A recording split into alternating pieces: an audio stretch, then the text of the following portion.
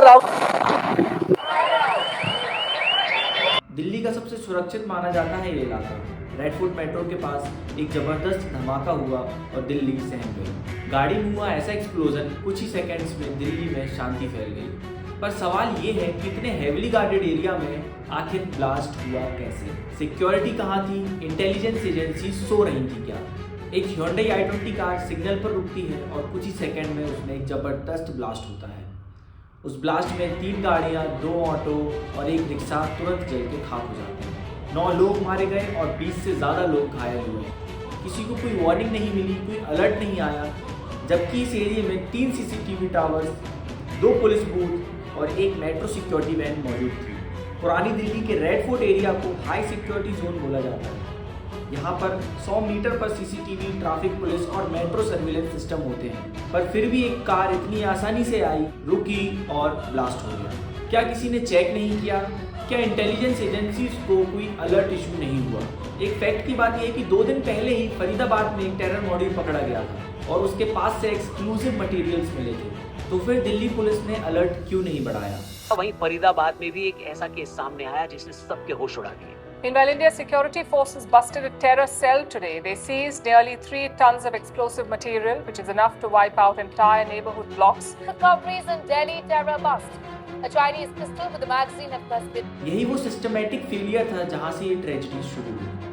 Blast के बाद government ने तुरंत कहा ऑल एंगल्स आर बीइंग प्रॉब्ड, मतलब इन्वेस्टिगेशन जारी है। पर हम ये लाइन बार बार सुनते हैं। 2024 में पार्लियामेंट सिक्योरिटी ब्रीच हुआ और अब 2025 में रेड फोर्ट के पास धमाका। पर हर बार सेम जवाब, इन्वेस्टिगेशन जारी है। क्या ये सरकार सिर्फ प्रेस कॉन्फ्रेंस तक सीमित है? क्या प्रिवेंशन सिर्फ स्लोगन्स तक रह गया है? अब क्या ये एक इंटेलिजेंस फेलियर है या ये एक नेग्लिजेंस है? सोर्सों के मुताबिक दिल्ली इंटेलिजेंस यूनिट को एक थ्रेट मिला था 3 दिन पहले। उसमें लिखा था हिस्टोरिक साइट पे अटैक हो सकता है, लेकिन उस वार्निंग को नॉन स्पेसिफिक कहकर इग्नोर कर दिया गया।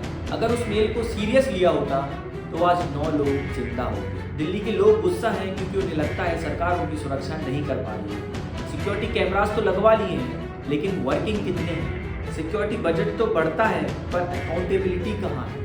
इसमें गवर्नमेंट क्या करती है? गवर्नमेंट ब्लेम शिफ्टिंग शुरू कर देती है।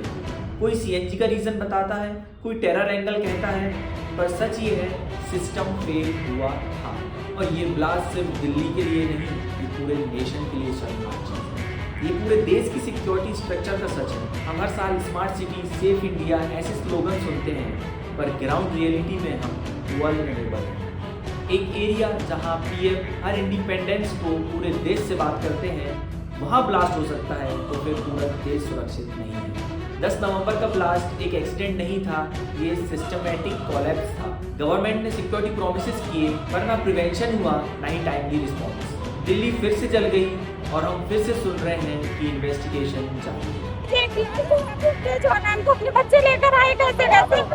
इस इंसिडेंट में कुछ लोग को इंजरीज भी आई है और कुछ लोगों की डेथ भी हुई है। तुरंत जांच होकर नतीजा जो आएगा, जांच हम जनता के सामने। ये कहानी दर्द की नहीं, ये कहानी जिम्मेदारी की है। दिल्ली रोएगी तब तक जब तक सिस्टम सुधरेगा नहीं। हादसे के बाद अमित शाह भी आके मिलते हैं, नरेंद्र मोदी भी आकर मिलते हैं, लेकिन इनके मिलने से होगा क्या? मेरी गुजारिश है आप लोगों से कि आप लोग भी सरकार से सवाल करिए कि इतना बड़ा ब्रीच हुआ कैसे? आखिर सिक्योरिटी एजेंसीज करती क्या है?